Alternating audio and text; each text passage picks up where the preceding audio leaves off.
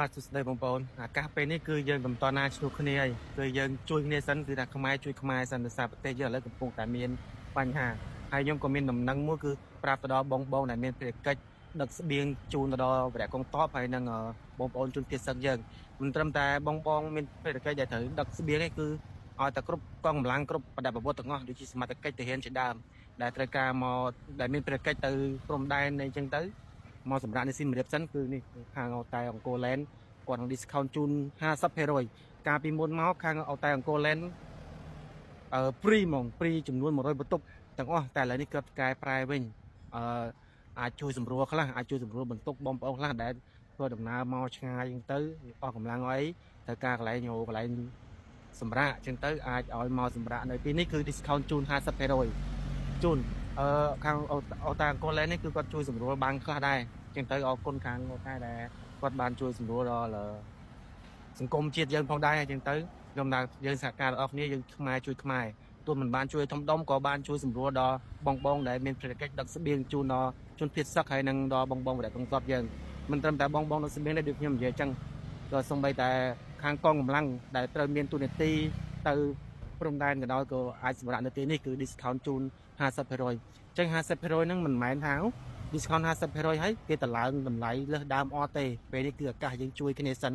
ខ្មែរជួយខ្មែរសិនគឺតម្លៃគឺនៅដដែលទាំងអស់ហើយ discount 4បងជូនទៀត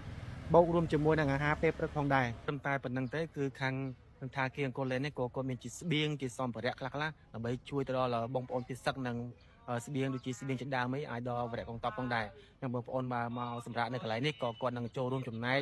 ជួយផ្ញើទៅផងដែរទៅសង្ឃឹមថាបងប្អូនឃើញវីដេអូខ្ញុំនេះហើយគឺ share ចែកម្លែកគ្នាផង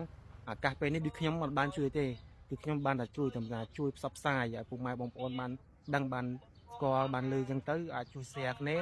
ហើយអាចមកសម្រាប់នីតិនេះគឺខាងអូតែអង្គរឡែនគឺជួយសម្រួលតែបងទើអត់បានជួយអ្វីច្រើនគឺអាចជួយសម្រួលថវិកាបងប្អូនដែលត្រូវចំណាយច្រើននឹងអាចជួយសម្រួលបានខ្លះចឹងហើយគឺខាងអូតែអង្គរឡែននេះដែលខ្ញុំនៅពីខាងក្រៅខ្ញុំនេះទីតាំងខ្ញុំនឹងដាក់តាមខាងក្រោយគឺនៅក្រោយកាតិចទៅមុខវត្តគេសារ៉ាមសម្រាប់ព័ត៌មានលម្អិតនេះគឺនៅក្នុងខមមិនខ្ញុំឲ្យខាងអូតែគាត់ដាក់ខមមិននៅខាងក្រោមជូនណាអញ្ចឹងពេលនេះខ្ញុំខាងមិនខ្ញុំគឺខាងអូតែគាត់ជួយសម្រួលដែរសម្រួលបងប្អូនដែលគាត់មានទឹកចិត្តដើម្បីជួយដល់ជនភៀសសឹកហើយនឹងបុគ្គលិកកងទ័ពយើងដែលដឹកស្បៀងដឹកអីចឹងទៅអាចមកសម្រាប់ទីនេះបានខាងអូតែនឹង discount ជូន50%បើសិនជាមានព័ត៌មានអ្វីផ្សេងទៀតខ្ញុំនឹងអាប់ដេតពេលក្រោយនៅខាងក្រោយក្នុងខ្ញុំគឺជា V+ របស់សន្តាគារអង្គរឡែនដែរអញ្ចឹងកន្លែងនេះគឺតម្លៃសមរម្យជាងបងប្អូនដែលមកចង់សម្រាប់នៅកន្លែងនេះក៏បានដែរគឺតម្លៃចាប់ពី$15 $20 $25អញ្ចឹងទៅ discount 50%ទៀតគឺកាន់តែទាបមែនតើខ្ញុំសូម